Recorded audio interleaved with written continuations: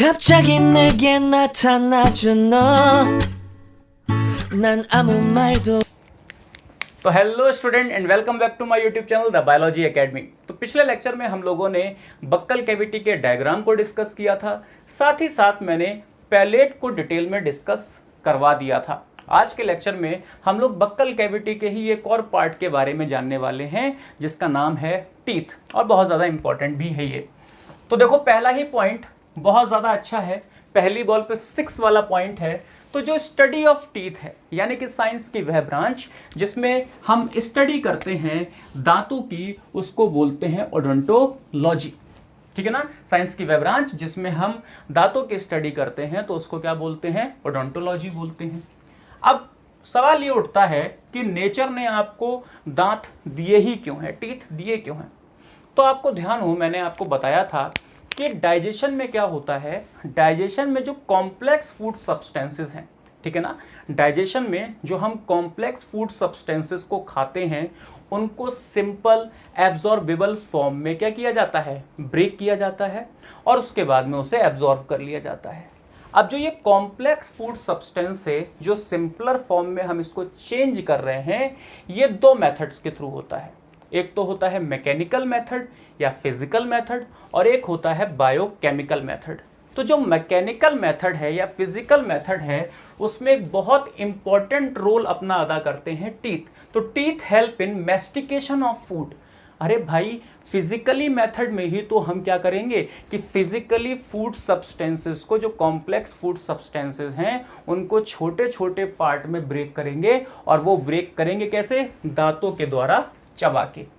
अब इसमें होता क्या है, basically break down tough connective tissue fibre of meat and vegetable. तो जब हम कोई भी फूड को चबाते हैं या मैस्टिकेशन करते हैं, तो चाहे हम नॉन वेजिटेरियन हो चाहे हम वेजिटेरियन हो, तो जो भी हम फूड खा रहे हैं उसमें जो टफ कनेक्टिव टिश्यू फाइबर होते हैं, जो कि केमिकली अच्छे से डाइजेस्ट नहीं हो पाएंगे, उनको हम क्या करते हैं, छोटे छोटे पार्ट्स में ब्रेक करते हैं। आगे की बात करते हैं। Majority of mammals including human beings have 2 set of teeth during their life. अब यहाँ पे जब हम लोग CPMT में पढ़ते थे तो जो टीथ का क्लासिफिकेशन है वो बहुत डिटेल में पढ़ते थे, लेकिन अब वो पढ़ने की ज़रूरत नहीं है। कम पढ़िए, बेहतर पढ़िए, अच्छे डॉक्टर बनिए और फिर खूब पढ़िए, ठीक है ना। तो अभी क्या है, टारगेट क्या है, टारगेट है डॉक्टर बनना। तो majority of mammals including human beings have 2 set of teeth during their life. तो मेजॉरिटी ऑफ मैमल्स, ज़्यादातर मैमल्स में जीवन में 2 बार दांत निकलते हैं, और उसमें से क्या है, ह्यूमन बींग्स भी एक है। तो ह्यूमन बीइंग एक ऐसा मैमल है या उन मैमल्स में से एक है जिनके जीवन में 2 बार दांत निकलते हैं, यानी कि 2 सेट ऑफ टीथ अराइज होते हैं। और जो ये 2 बार दांत निकलते हैं जीवन में, इसको हम क्या बोलते हैं, डायफायोडोंट। तो डायफायोडोंट का मतलब क्या हुआ, डायफायोडोंट का मतलब ये हुआ कि जीवन में कितनी बार टीथ निकल रहे हैं, 2 बार टीथ निकल रहे हैं। यहाँ पे मेजॉरिटी वर्ड इसलिए यूज किया कि सारे मैमल्स में ऐसा नहीं होता कि जीवन में 2 बार टीथ निकले। जैसे वेल के केस में जीवन में सिर्फ कितनी बार टीथ निकलते हैं, 1 बार टीथ निकलते हैं। इसलिए जो वेल है वो मोनोफायोडोंट है, डायोफायोडोंट नहीं है मैमल होने के बाद भी। तो ये क्वेश्चन पूछा जा सकता है आपसे, ठीक। तो ह्यूमन बींग्स क्या है, फिलहाल कुल मिला के ह्यूमन बींग्स क्या है, डायोफायोडोंट हैं। ये तो आप एक बात ध्यान रखो। आगे देखो, जो ये 2 सेट ऑफ टीथ हैं, इसमें जो नंबर 1 सेट है उनको हम बोलते हैं टेम्परेरी सेट या मिल्की टीथ या डेसिडुअस टीथ, ठीक। इसमें क्या होता है, ये टेम्परेरी होते हैं, नाम से ही पता चल रहा है। नाम से क्या है, आपके सबके साथ ऐसा हुआ होगा कि एक बार तो बचपन में आपके दांत निकले, और दांत निकलने के बाद में क्या होते हैं, धीरे धीरे वो टूटने लगते हैं और फिर से परमानेंट निकलते हैं। लेकिन फिर आपने देखा होगा कि उसके बाद वो नहीं टूटे, वो नहीं शेड ऑफ हुए। तो जो टेम्परेरी सेट ऑफ टीथ होते हैं या जो मिल्की टीथ होते हैं, जो डेसिडुअस टीथ होते हैं, ये जब हम बच्चा होता है, जो बेबी होता है, वो 6 से 8 महीने का जब होता है, ठीक है ना। यहाँ पे लिखा जाता है इरप्ट एट 6 मंथ, लेकिन 6 to 8 मंथ का जब बेबी होता है तो ये निकलना स्टार्ट हो जाते हैं। कौन निकलना स्टार्ट हो जाते हैं, मिल्की टीथ या मिल्क टीथ जिसको बोलते हैं, निकलना स्टार्ट हो जाते हैं। और जब तक बच्चा 24 महीने का होता है यानी कि 2 साल का हो जाता है, तब तक ये पूरे के पूरे निकल चुके होते हैं। और इनका नंबर कितना होता है, 20।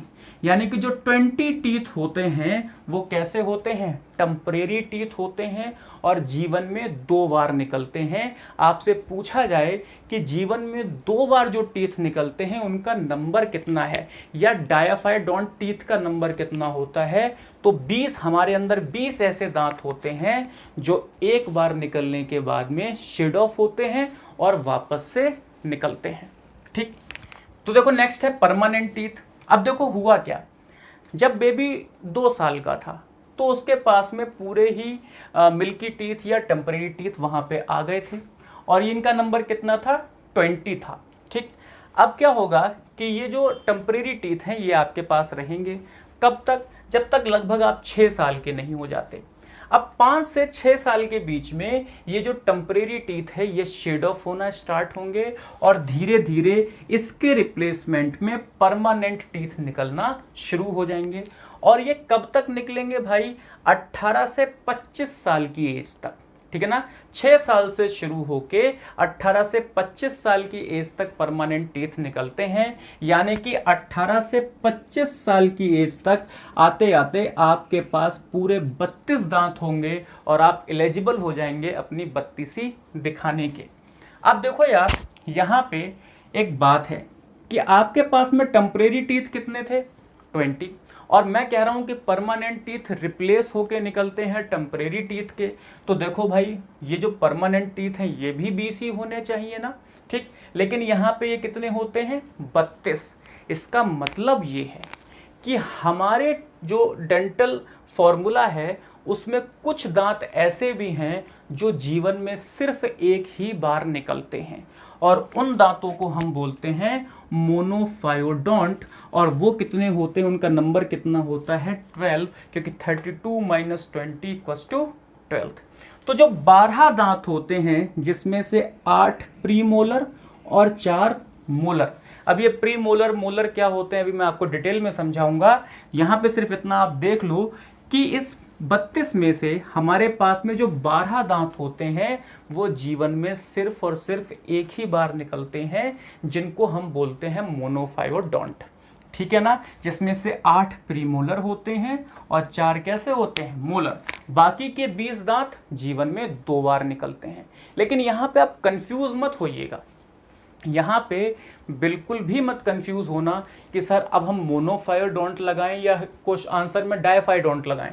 ह्यूमन में अगर आपसे पूछा जाए कि पूरी लाइफ में कितनी बार टीथ निकलते हैं, आप बोलोगे 2 बार, तो उसको आप क्या लगाओगे, डायोफायोडोंट। लेकिन आपसे अगर स्पेशली पूछा जाए कि ह्यूमन में मोनोफायोडोंट की नंबर कितना होता है, तब आप यहाँ पे बोलोगे 12।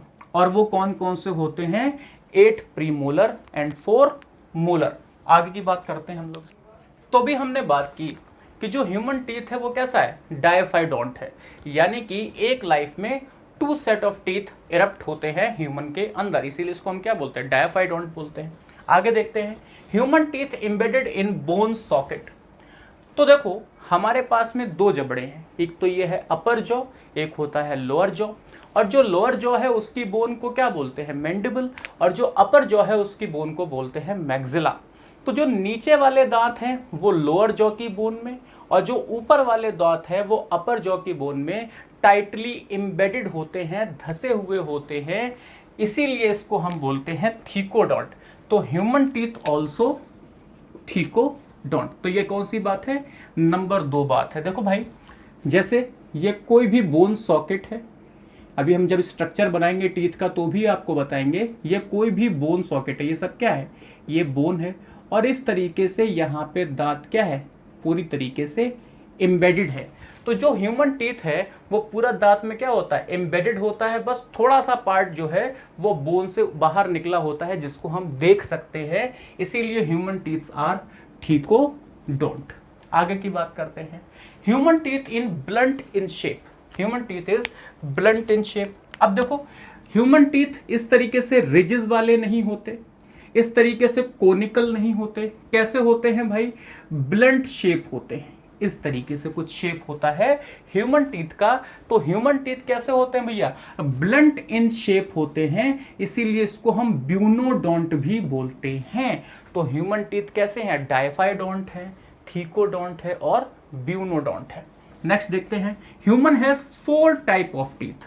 अब देखो हमारे पास जो 32 टीथ हैं, जो 32 दांत हैं, वो सारे ही एक शेप के नहीं हैं, उसमें डिफरेंसेस हैं, अलग अलग काम के लिए अलग अलग तरह का शेप है। तो कितने टाइप के हैं भैया, 4 टाइप के हैं। और जो ये वेरिएशन है, टाइप में जो वेरिएशन है, इसी को हम बोलते हैं हेट्रोडोंट। इसी को हम क्या बोलते हैं, हेट्रोडोंट, यानी हेट्रो माने अलग अलग, डोंट माने टीथ। तो हमारे पास क्या है, अलग अलग तरह के अलग अलग शेप के टीथ है, इसको हम क्या बोलते हैं, हेट्रोडोंट बोलते हैं। तो तुमसे कोई पूछे, एग्जाम में बहुत बार पूछा भी जा चुका है कि human teeths are diphyodont, yes sir, thecodont, yes sir, bunodont, yes sir, and heterodont, yes sir. तो ह्यूमन टीथ क्या होते हैं, ये 4 टाइप के होते हैं। अब देखो हेट्रोडोंट में ये जो 4 टाइप हैं वो कौन कौन से हैं, इंसाइजर्स, जो पहले दांत होते हैं, जो ये आपके सामने प्रेजेंट है, इनको क्या बोलते हैं, इंसाइजर्स बोलते हैं। और जब भी आप बिस्किट को कट करते तो ऐसे तो बिस्किट को कट करते हैं, ऐसे तो करते नहीं हो। तो जो ये इंसाइजर होते हैं किसके काम में आते हैं, कटिंग के काम में आते हैं। उसके बाद में आते हैं कैनाइन। कैनाइन देखो, कैनाइन जो ये नुकीले दांत होते हैं ना, ये वाले, इनको हम बोलते हैं कैनाइन। और ये किसी भी चीज को रिपिंग करने के काम में आते हैं, किसी भी चीज को किसके, चीरने के काम में आते हैं, उसको हम बोलते हैं कैनाइन। ओके, फिर आते हैं भैया प्रीमोलर। अब जब आप खाना काट लेते हो, उसको क्या कर लेते हो, फिर आप चबाते हो, तो चबा के कहाँ ले जाते हो, इस साइड में ले जाते हो। तो क्रशिंग और ग्राइंडिंग करने के लिए क्या बनाए हैं भैया, प्रीमोलर बनाए हैं। और मोलर का भी वर्क क्या होता है, क्रशिंग और ग्राइंडिंग का ही होता है। तो देखो हमारे पास में ये 4 टाइप के जो है टीथ प्रेजेंट होते हैं, और इनका सबका वर्क क्या होता है, अलग अलग होता है। इसीलिए ह्यूमन टीथ कैसे होते हैं, हेट्रोडोंट होते हैं। तो भाई ह्यूमन टीथ कैसे हैं, डाइफाइडोंट, थीकोडोंट, ब्यूनोडोंट एंड हेट्रोडोंट। बात करते हैं डेंटल फॉर्मूले की। तो आइए बात करते हैं डेंटल फॉर्मूले की। तो सबसे पहले देखो यहाँ पे थोड़ा रिवाइज कर लेते हैं कि जो ह्यूमन टीथ होते हैं वो कैसे होते हैं, डायफाइडोंट, थीकोडोंट, ब्यूनोडोंट एंड हेट्रोडोंट। अब देखो जैसे एडल्ट के केस में, अगर हम एडल्ट के डेंटल फॉर्मूला की बात करें तो इंसाइजर, कैनाइन, प्रीमोलर, मोलर होते हैं। और डेंटल फॉर्मूला होता है एडल्ट का ये, बहुत बार आपसे पूछा जा चुका है। तो ये किस तरह से अरेंज हैं उसकी बात कर लेते हैं। तो देखो हम कोई भी जॉ लेते हैं, अपर जॉ या लोअर जॉ, तो मैंने देखो यहाँ पे लोअर जॉ ले लिया, ठीक है। और ये क्या है भाई, टंग है आपकी, ये है टंग। और इस टंग में के पास में ये क्या है आपका, लोअर जॉ, ठीक। अब इस लोअर जॉ को हमने हाफ डिवाइड किया। तो देखो यार, एक इंसाइजर ये और एक इंसाइजर ये। अभी हम बात कर रहे हैं इतने पार्ट की, यानी कि हमने इस जबड़े को हाफ डिवाइड कर दिया। तो यहाँ पे हाफ में क्या है, 2 इंसाइजर प्रेजेंट हैं, 2 इंसाइजर प्रेजेंट हैं, ठीक है। इसी तरह से ये 2 इंसाइजर ऊपर वाले जबड़े में हाफ में प्रेजेंट होंगे, तो उसको हम लिख देते हैं यहाँ पे ऐसे, 2 इंसाइजर्स नीचे और 2 इंसाइजर ऊपर। ये जो डिवाइड वाली ये जो लाइन है, ये जो लाइन है ये डिनोट करती है कि ये लोअर जॉ है और ये वाला अपर जॉ है। तो इंसाइजर 2 होते हैं।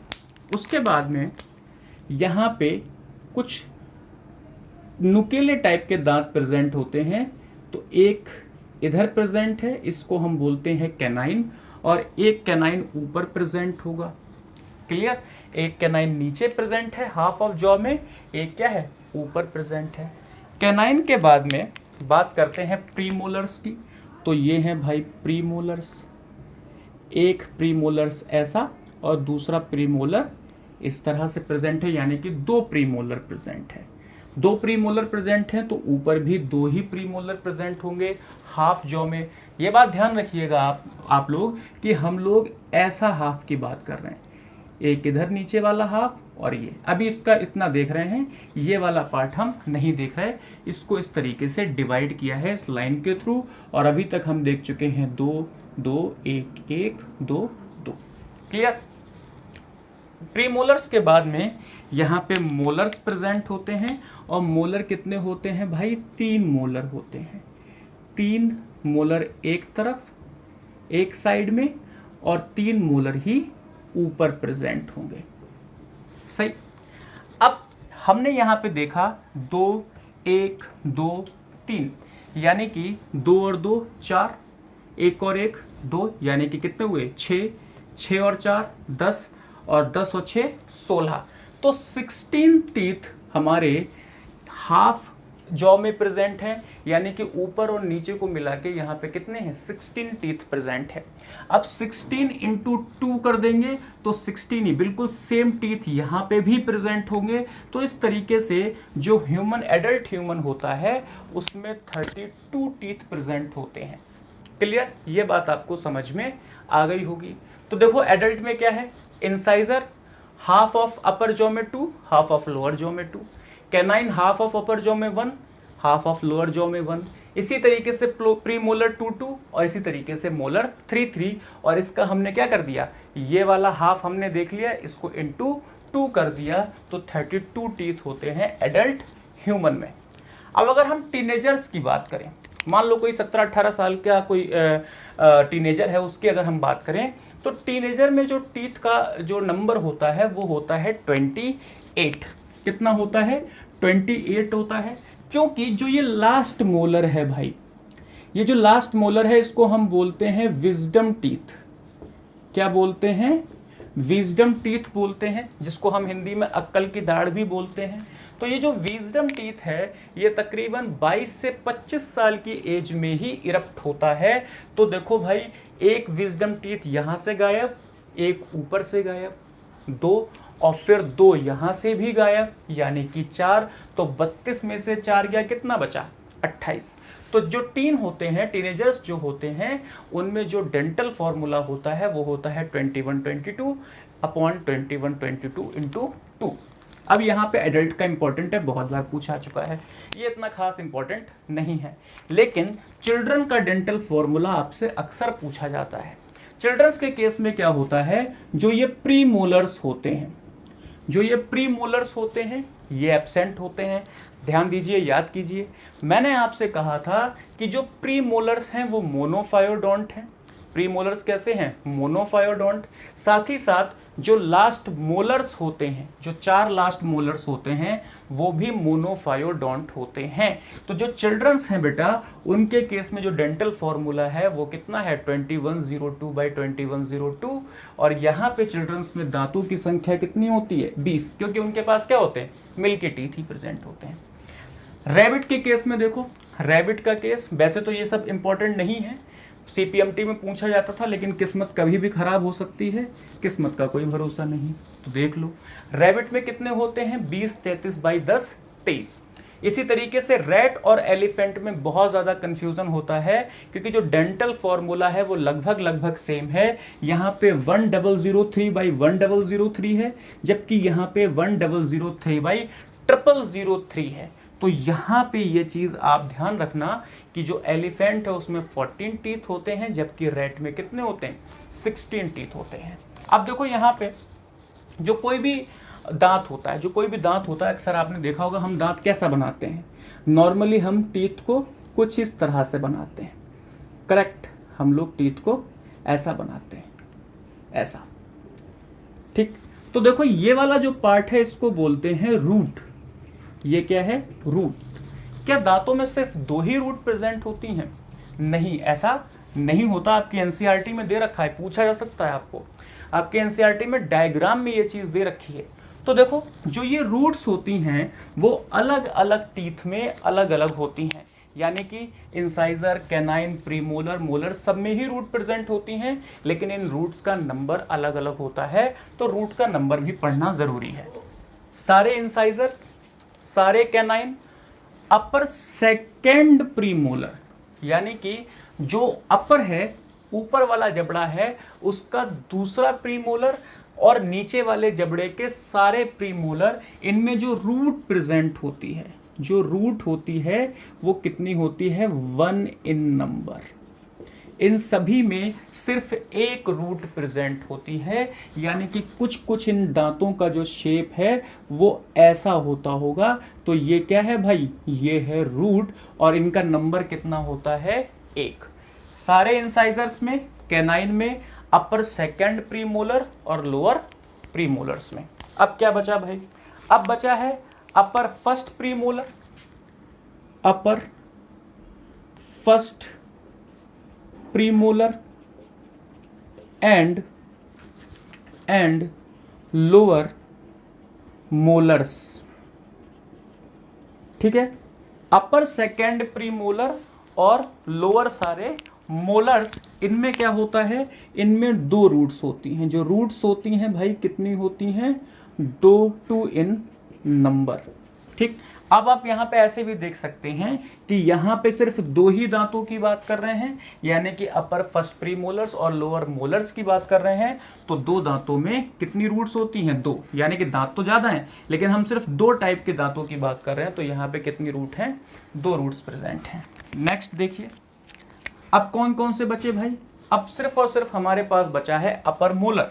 तो देखो अपर मोलर, तो अपर मोलर में जो रूट्स होती हैं वो 3 रूट्स होती हैं।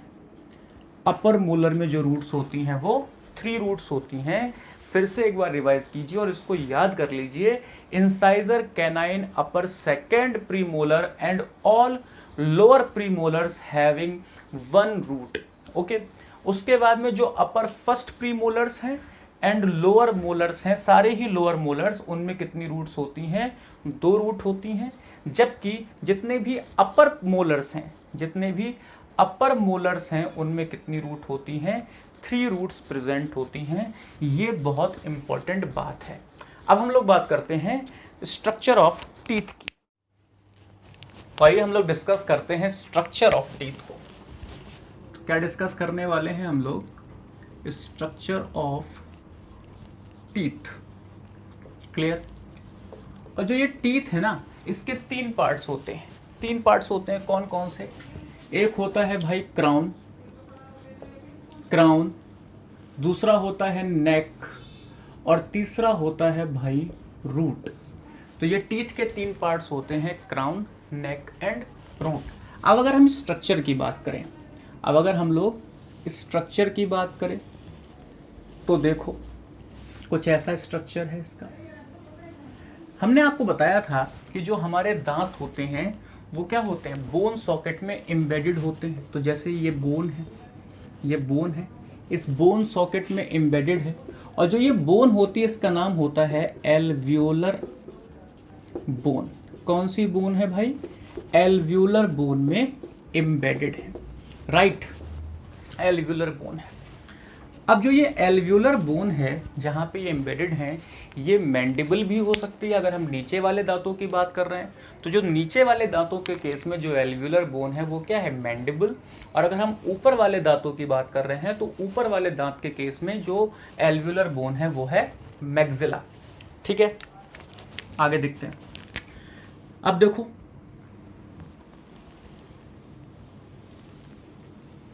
ऐसा, अब जो ये दांत है इसका जो पार्ट हमें विजिबल है उसको हम बोलते हैं क्राउन। जो पार्ट हमें विजिबल है उसको क्या बोलते हैं, क्राउन। जो हमें बाहर से दिखता है वो क्या है, क्राउन। और ये वाला पार्ट जो गम्स वाला है, जहाँ पे गम्स प्रेजेंट हैं, मसूड़े प्रेजेंट हैं, इस वाले पार्ट को हम बोलते हैं नेक। तो ये वाला पार्ट कौन सा है भैया, ये है नेक, नेक। और जो ये पार्ट बोन सॉकेट में एम्बेडेड है इसको बोलते हैं रूट। तो 3 पार्ट होते हैं भाई, नेक, क्राउन एंड रूट। ठीक, अब जो ये दांत का स्ट्रक्चर है इसमें जो ये खाली स्पेस है, ये वाला जो स्पेस है बीच में, इसको बोलते हैं एपिकल फोरामेन, एपिकल फोरामेन। जो ये दांत है नीचे से बंद नहीं होता, क्योंकि भैया इसमें अभी ब्लड वेसल्स, नर्व वेसल्स जानी है, तो ये खुला होता है, इसको हम बोलते हैं एपिकल फोरामेन। अब देखो जो ये बोन है, जो ये बोन है, थोड़ा सा दूर बना देते हैं इसको, जो ये बोन है और जो ये दांत है, इसको क्या है, इसको आपस में चिपके रहना है। तो चिपके रहने के लिए क्या होता है वो भी देखो। जो ये दांत है इसके ऊपर एक लेयर प्रेजेंट होती है, आउटर साइड में एक लेयर प्रेजेंट होती है इसकी रूट पे, इसको हम बोलते हैं प्री डेंटल मेम्ब्रेन। इसको क्या बोलते हैं, प्री डेंटल मेम्ब्रेन बोलते हैं, सही है ना, pre dental membrane.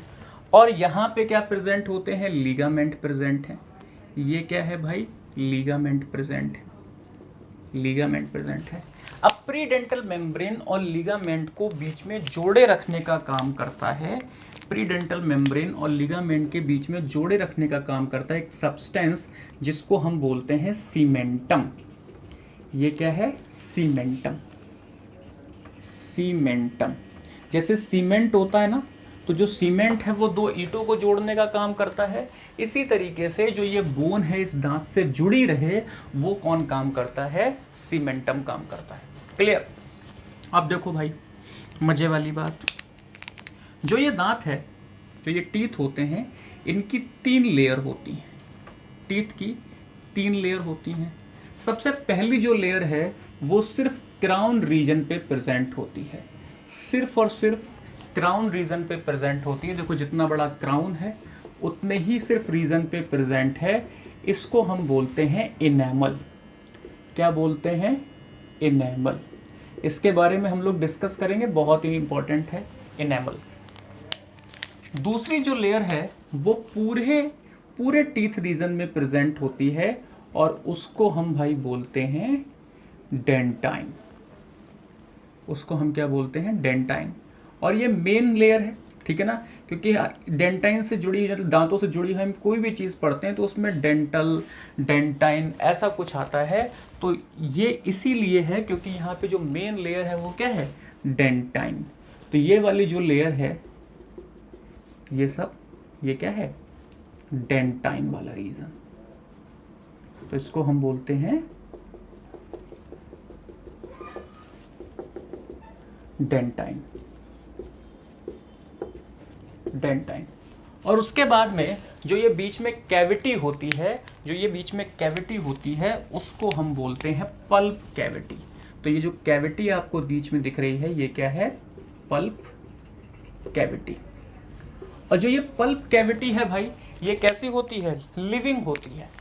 Pulp cavity कैसी होती है, लिविंग। और बायोलॉजी में जहाँ पे भी हम लोग लिविंग वर्ड के, हाँ भैया ये चीज़ लिविंग है, फिजियोलॉजी में जोड़ते हैं, तो वहाँ पे हम बात करते हैं कि अगर लिविंग होगी तो क्या होगी, यहाँ पे ब्लड वेसल्स होंगी और क्या होगा भाई, नर्व फाइबर्स होंगे, नर्व फाइबर्स। तो पल्प कैविटी में क्या प्रेजेंट होती हैं, ब्लड वेसल्स प्रेजेंट होती हैं। ये रेड कलर से मैंने बनाया है, ये क्या है, ये हैं ब्लड वेसल्स। और जो ब्लैक कलर से मैं बनाने जा रहा हूं, these are nerve fibres, these are nerve fibres, nerve fibres, ठीक है ना। तो वो ब्लड वेसल्स हैं और नर्व फाइबर्स हैं। अब जहां से ये ब्लड वेसल्स और नर्व फाइबर्स जा रहे हैं, तो ये क्या है, ये भैया एक पूरी कैनाल है। ये क्या है, एक पूरी कैनाल है, कैनाल के फॉर्म में है, ये पूरी एक कैनाल है। इस कैनाल को हम बोलते हैं रूट कैनाल। इस कैनाल को क्या बोलते हैं, रूट कैनाल बोलते हैं। तो आपने देखा कि जो हमारे दांत हैं, जो हमारे दांत हैं उसके 3 पार्ट्स हैं, कौन कौन से, क्राउन, नेक एंड रूट। जो अपर लेयर है जो सिर्फ क्राउन रीजन में है वो है इनेमल। उसके बाद में जो सेकंड लेयर है जो पूरे दांत को कवर करती है वो है डेंटाइन। और उसके बाद जो थर्ड में जो स्पेस है, कैविटी है, उसको बोलते हैं पल्प कैविटी, जिसमें blood vessels and nerve fibres दोनों होते हैं। और जो ये कैनाल का फॉर्मेशन होता है उसको हम क्या बोलते हैं, रूट कैनाल बोलते हैं। तो ये था हमारे दांत का पूरा एक स्ट्रक्चर। अब देखो यहाँ पे 3 चीज़ों से क्वेश्चन आता है, 3 जगह से क्वेश्चन आता है। एक तो क्वेश्चन आता है इनेमल से, दूसरा आता है डेंटाइन से, और तीसरा क्वेश्चन आ सकता है पल्प कैविटी से। इसको डिटेल में डिस्कस करते हैं। अब देखो 3 जगह से क्वेश्चन आता है जो कि बहुत ज़्यादा इंपॉर्टेंट है। तो सबसे पहला है भैया इनेमल। आपने कई बार देखा होगा क्वेश्चन पूछा जाता है, कभी आपने क्वेश्चन पेपर लगाया भी हो, तो जो इनेमल है वो हार्डेस्ट सब्सटेंस है हमारी बॉडी का, हार्डेस्ट सब्सटेंस है हमारी बॉडी का। अच्छा, ये कैसे कलर का होता है? वाइट कलर का होता है, वाइट कलर, ठीक है ना। तो आपको जो दांत आपके दिखते हैं वाइट वाइट चमकते हुए, तो वो किसकी वजह से दिखते हैं? इनेमल की वजह से दिखते हैं। और ये एक्टोडर्मल इन ओरिजिन होता है। मैंने आपको बताया था कि जो जर्म लेयर्स होती हैं, एक होती है एक्टोडर्म, मीजोडर्म एंड एंडोडर्म। तो जो भी कुछ हमारी बॉडी में बना है ये इन्हीं 3 जर्म लेयर से मिलकर बना है। तो जो ये इनेमल वाला पार्ट है ये किससे मिलकर बना है? किसका है? कौन सी जर्म लेयर से बना है? एक्टोडर्मल ओरिजिन है। उसके बाद में ये जो इनेमल है ये सिक्रेटेड होता है किससे? अमीलोब्लास्ट सेल से। अमीलोब्लास्ट जो सेल्स होती हैं वहां से सिक्रेटेड होता है इनेमल। ये भी क्वेश्चन बहुत बार पूछा जा चुका है। आप एक बात ध्यान रखिए कि जो भी कुछ यहाँ पे लिखा है कभी ना कभी एग्जाम में पूछा जा चुका है, ये इतना इंपॉर्टेंट है। तो ये भैया देखो वाइट कलर में है, हार्डेस्ट सब्सटेंस है, एक्टोडर्मल ओरिजिन है और ये इनेमल सिक्रीट होता है अमीलोब्लास्ट सेल से। क्या क्या इसमें प्रेजेंट होता है भैया? कैल्शियम सॉल्ट्स प्रेजेंट होते हैं जैसे कैल्शियम फॉस्फेट, कैल्शियम कार्बोनेट, लेकिन जो ज़्यादा मात्रा में प्रेजेंट होता है वो क्या होता है? Calcium phosphate. और साथ ही साथ ये क्वेश्चन पूछा गया है एम्स में कि जो 3% इसमें क्या प्रेजेंट होता है? वाटर प्रेजेंट होता है और 1% प्रोटीन प्रेजेंट होती है। बहुत ज़्यादा इंपॉर्टेंट है ये। 1% प्रोटीन प्रेजेंट होती है और वो प्रोटीन के नाम क्या क्या हैं? एमेलोजेनिन और दूसरा है इनेमिलिन, ठीक है ना। एमेलोजेनिन और इनेमिलिन, ये 2 प्रोटीन्स प्रेजेंट होती हैं इनेमल में। ध्यान रखिएगा ओसिन जो प्रोटीन है वो इनेमल की प्रोटीन नहीं है, बोन्स की प्रोटीन है। बहुत बच्चे इसमें कंफ्यूज हो जाते हैं। नेक्स्ट देखते हैं हम लोग डेंटाइन। तो जो ये डेंटाइन है ये कैसे कलर का होता है? Yellow in colour. तो dentine yellow in colour, enamel white in colour. और ये कैसा होता है? मीजोडर्मल ओरिजिन का होता है, जबकि इनेमल कैसा है? एक्टोडर्मल ओरिजिन का है। और देखिए यहाँ पे ये मेन पार्ट ऑफ टीथ है, ये मेन पार्ट ऑफ टीथ है क्योंकि ज़्यादा से ज़्यादा पार्ट क्या है टीथ का? भाई वो डेंटाइन से ही बना हुआ है या डेंटाइन ही है। तो ये क्या है? Main part of teeth. इसीलिए जो भी कुछ दांतों से रिलेटेड हम पढ़ते हैं वहाँ पे डेंटल, डेंटाइन या फिर ओडेंटो ये वर्ड्स यूज होते हैं। इवन जो दांतों के डॉक्टर होते हैं उनको भी हम डेंटिस्ट बोलते हैं। क्यों बोलते हैं? क्योंकि यहाँ पे जो डेंटाइन वाला पार्ट है वो दांतों का मेन पार्ट है। सिक्रेटेड बाय ओडोंटोब्लास्ट सेल, यहाँ पे ये बहुत ज़्यादा इंपॉर्टेंट है। बहुत बार बेटा क्वेश्चंस में पूछा जा चुका है कि जो डेंटाइन है वो सिक्रेटेड होता है ओडोंटोब्लास्ट सेल से, जबकि इनेमल सिक्रेट होता है अमीलोब्लास्ट सेल से। और यहाँ पे ये चीज़ कॉमन है कि यहाँ पे भी क्या प्रेजेंट होते हैं? कैल्शियम सॉल्ट्स प्रेजेंट होते हैं। अब बात करते हैं पल्प कैविटी की। तो ये पल्प कैविटी कैसी होती है? लिविंग होती है और इसमें blood vessels and nerve fibres present होते हैं। इसके अलावा जो भी कुछ लिखवाया है, जो भी कुछ आपको टीथ में मैंने अभी तक बताया है, उसके अलावा आपके कॉम्पिटिटिव एग्ज़ाम में या आपके 11th एग्ज़ाम में या जो भी आप एग्ज़ाम दे रहे हो कंपटीशन से रिलेटेड, उसके अलावा कुछ भी पूछा नहीं जाएगा। हम आपको कंप्लीट मटेरियल प्रोवाइड करते हैं, ठीक है ना। कंप्लीट मटेरियल प्रोवाइड करते हैं। लेक्चर देखने के बाद जो भी ये नोट्स हैं इनको पढ़ने के बाद आपको सिर्फ और सिर्फ एनसीईआरटी पढ़नी है और क्वेश्चन लगाने हैं। हाँ, एक मैं आपको सजेशन दूंगा कि आप बहुत पुराने क्वेश्चंस ना लगाएं क्योंकि अब फॉर्मेट चेंज हो चुका है। तो आप कोशिश करें कि आप 2016 या 2015 के बाद ही के क्वेश्चन पे प्रैक्टिस करें, क्योंकि उससे पहले के अगर आप क्वेश्चंस पे प्रैक्टिस करते हैं तो वो आपकी मेहनत पूरी तरीके से बेकार होने वाली है, ठीक है। तो आगे के लेक्चर में, नेक्स्ट लेक्चर में हम लोग टंग की बात करेंगे। तब तक के लिए stay safe and stay healthy. जय हिंद।